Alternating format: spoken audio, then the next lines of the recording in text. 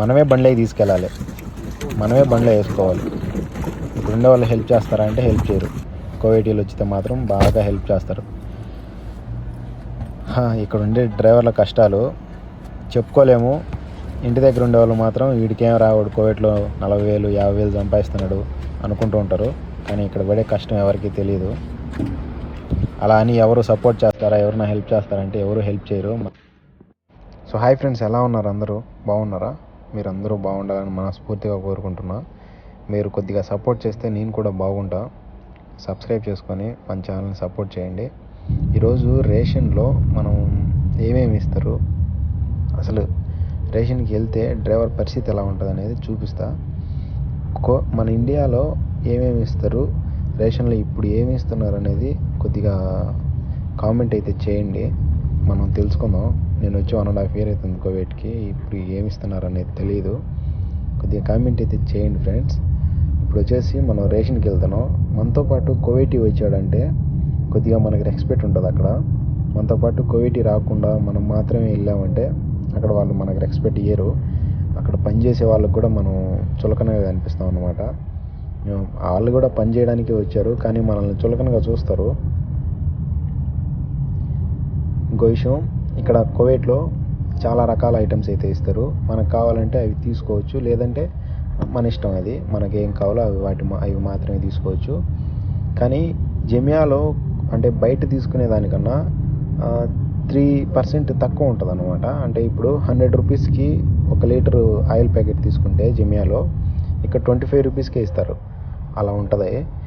చూపిస్తా మీకు, full video చూడండి. ఎండలు అయితే ఇప్పుడు 4:30 అవుతుంది టైము. ఎండలు అయితే వాంచుతున్నాయి, అంటే ఎక్కువగా కాస్తున్నాయి అనమాట. ఇక్కడ ఇంకా ఋతుబా అనేది స్టార్ట్ అవ్వలే. ఋతుబా అనేది స్టార్ట్ అయితే అసలు కూర్చోలేము. బండిలో ఏసీ వేసుకున్నా కూడా చెమటలు అయితే కారిపోతాయి. అయ్యో పాపం, ఎంతమంది ఎడారిలో ఒంటెల దగ్గర వ్యవసాయం చేసేవాళ్ళు ఎలా చేస్తున్నారో ఇంకా దాన్ని అర్థం చేసుకోండి. అంత కష్టపడుతూ ఉంటారు ఇక్కడ మన ఇండియా వాళ్ళు. మన తెలుగు వాళ్ళు కూడా చాలామంది కష్టపడుతున్నారు. సో వాళ్ళ కష్టంతో పోల్చుకుంటే డ్రైవర్ కష్టం పెద్ద కష్టం కాదు. ఎందుకంటే బండిలోకి ఎక్కితే ఏసీ ఉంటుంది, రూమ్లోకి వెళ్తే ఏసీ ఉంటుంది.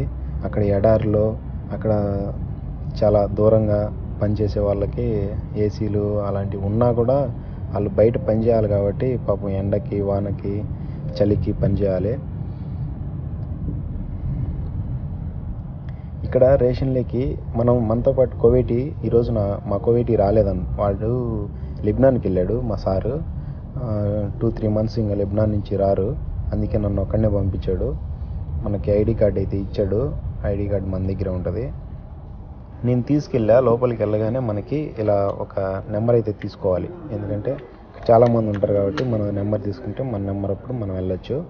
నెంబర్ తీసుకుంటేనే ఇది ఆఫీస్ అన్నమాట. సో అతని తర్వాత నేనే, ఇక్కడ 57 వెళ్తుంది ఆఫీస్ అన్నమాట. ఇది ఇక్కడ షోకి పెట్టుంటారు అన్నీ, మనం ఏం కావాలి ఏంటి అనేది చూసుకోవచ్చు. నాకైతే మా సార్ లిస్ట్ పంపించాడు. ఇందులో రైస్, చికెను, అంటే చనిపోయిన కోళ్ళే ఉంటాయి రెడీమేడ్. ఫ్రెష్ కోళ్ళు వీళ్ళు ఎక్కువ తినరు, రెడీమేడే తీసుకుంటారు. తర్వాత వచ్చేసి బ్యాళ్ళు, బియ్యము, చక్కెర, ఇలాంటి పాల డబ్బాలు అండ్ మీట్ రోల్స్ అలాంటివి చూపిస్తాం మీకు. సో ఐడి ఇచ్చితే వాళ్ళు మనకు చూపించి ఏమేం కావాలనేది అన్నీ బుక్ చేసేస్తారు అన్నమాట. ఇక్కడ కంప్యూటర్లో బుక్ చేసి మనకు ఒక పేపర్ ఇస్తారు. కానీ మనం జమియాలో ఇదే సామాన్ జమియాలో కొంటే దానికి 3 అవుతుంది. ఇక్కడ రేషన్ అనేది చాలా తక్కువకి ఇస్తారు. అండ్ పని చేసే మనుషులకి వాళ్ళ ఇంట్లో ఎంతమంది పని చేస్తున్నారు ఏంటి అనేది ఆ ఐడి కార్డు మీద రిజిస్టర్ అయి ఉంటుంది అనమాట. వాళ్ళకు కూడా మనకి, అంటే ఇప్పుడు నేను డ్రైవర్ని, మా ఇంట్లో 2 కర్దామాలు పని చేస్తున్నారు, వాళ్ళకి నాకు కలిపి రేషన్ ఇస్తారు అన్నమాట. అలాంటి రూల్ ఉంది, చాలా బాగుంటుంది ఇక్కడ రూల్స్. మనం పేపర్ తీసుకొచ్చి ఇక్కడ ఇక్కడ ఇచ్చేస్తే వాళ్ళు మనకు అన్నీ తీసుకొచ్చి, వీళ్ళు నేను చెప్పినాను కదా కోవిటీ వస్తే రెస్పెక్ట్ ఇస్తారని, ఇక్కడ వీళ్ళు పనిచేసేవాళ్ళు కోవిటీలు వచ్చారనుకోండి, వీళ్ళు వచ్చి మనకి కార్లో వేస్తారు. మనం కావాల్సినవి మనకు తీసుకునేటివన్నీ కార్లో తీసుకొచ్చేస్తారు. అదే కోవిటీ రాకుండా ఉంటే అలా బయటికి తీసుకొచ్చి అలా బయట పెట్టేస్తారు. మనమే కార్ దగ్గరికి తోసుకొని వెళ్ళాలి. కార్లో వేసుకోవాలి, తీసుకెళ్ళాలి. అసలు మనకు హెల్ప్ అనేది చేయరు. నేనైతే తీసుకొని వచ్చా. ఇది చక్కెర, ఇది వచ్చేసి బేడలు, ఇవి వచ్చేసి పాల డబ్బాలు అనమాట. పొడి ఎక్కువ మన ఇండియా వాళ్ళకి తెలిసి ఉంటుంది.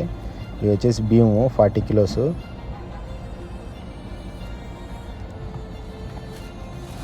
ఇది వచ్చేసి వెరైటీ టమోటా పేస్ట్ కూడా అమ్ముతారు ఇక్కడ. టమోటా పేస్ట్ తీసుకోవచ్చు. ఇవి వచ్చేసి పాలు అంటే లిక్విడ్. ఇవి వచ్చేసి ఆయిల్ డబ్బాలు. ఒక్కొక్కటి 3 లీటర్ ఉంటుంది ఆయిల్ డబ్బా. ఇక్కడ 250 రూపీస్, 260 రూపీసే పడుతుంది. మన ఇండియాలో ఎంత ఉన్నాయి ఆయిల్ డబ్బా, ఒక ఆయిల్ ఎంత ఉంది ఏంటి అనేది కామెంట్లో కామెంట్ చేయండి. అవి వచ్చేసి కోళ్ళు, ఒక్కొక్క దాంట్లో 10 కోళ్ళు ఉంటాయి. ఒక్కొక్కటి 1 కిలో ఉంటుంది. కోళ్ళు అయితే వీళ్ళు చచ్చిపోయిన కోళ్ళే తింటారు, ఫ్రెష్ అయితే తినరు. మనం చూసుకోవాలి ఏమేమి తీసుకున్నాము, వాళ్ళు ఏమేమి ఇచ్చారు అనేది, పేపర్లో ఏముందనేది. మనకి అరబ్బీ రాకపోయినా ఏమేమి ఇచ్చారు ఏంటి అనేది తెలిసిపోతుంది ఆటోమేటిక్గా. సో చూసుకోకుండా వెళ్ళామంటే మనకి మన కోవిడ్ అడుగుతాడు, నువ్వు అక్కడ ఈ తీసుకురాలేదు, ఎందుకు తీసుకురాలేదు అని. అంటే మనల్ని తప్పుగా అర్థం చేసుకుంటారు. ఇంటికైతే వచ్చి సో ఫ్రెండ్స్, వీళ్ళు వచ్చేసి బియ్యం కూడా మన ఇండియన్ బాస్మతి ఎక్సెల్ అయితే వాడతారు అనమాట. ఈ 3 ఫ్లోర్స్ అయితే తీసుకెళ్లే వాళ్ళు చాలామంది ఉంటారు. నేను ఈ స్టెప్స్ తీసుకెళ్ళి అక్కడ పైన అయితే వేయాలి. సో ఫ్రెండ్స్, మనం ఇండియా బాస్మతి రైసే వాడతారు వీళ్ళు, ఎక్సెల్ అనే రైస్. ఇంకో విషయం, నేను తీసుకున్నటివి రైస్ అండ్ ఆయిల్, చక్కెర, పాల డబ్బాలు, లిక్విడ్ అండ్ పొడి ఇస్తారనమాట ఇక్కడ. Tomato paste and meat rolls, నూనె నేను తీసుకున్నటివి ఇవే. ఇంకా చాలామందికి చేపలు, రొయ్యలు లాంటివి ఇస్తారు. మీరంతా వీడియో చూస్తున్నారో ఫుల్గా లేదో తెలియదు. ఫుల్గా చూసిన వాళ్ళు మాత్రం కొద్దిగా సపోర్ట్ చేయండి. మీరు సపోర్ట్ చేస్తారనే మేము ఇలాంటి వీడియోస్ చేస్తూ ఉంటాం. మేము ఇక్కడ ఉన్న కష్టాలు సుఖాలు చెప్పుకుంటూ ఉంటాం. కానీ మీరు సబ్స్క్రైబ్ చేసుకొని సపోర్ట్ చేస్తే హ్యాపీగా ఫీల్ అవుతాం. Thank you friends.